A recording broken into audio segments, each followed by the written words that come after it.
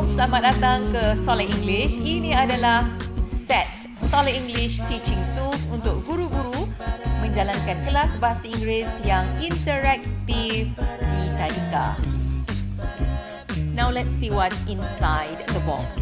This is your starter kit. You have whistles, dice, tag kit that you can use right away. Bonus, alhamdulillah, classroom phrases to create an English-enriched environment at school.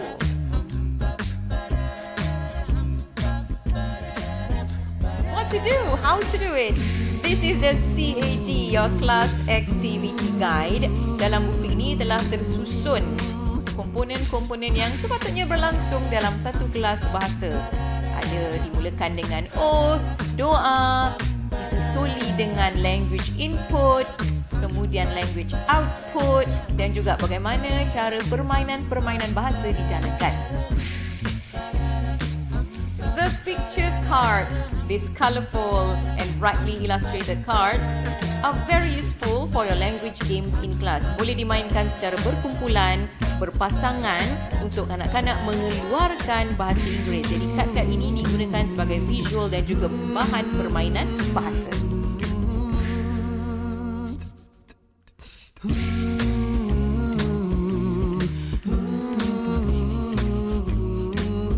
Lesson activities for teachers. Ada dua, buku 1 dan buku 2. Dalam buku ini ada lakaran, ada lukisan bagaimana sesuatu permainan itu boleh dijalankan di dalam kelas.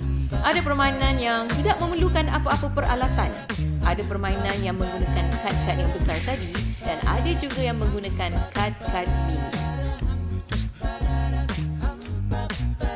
Thank you for watching Soleh English, using good English to do good, to be good, inshallah. Thank you.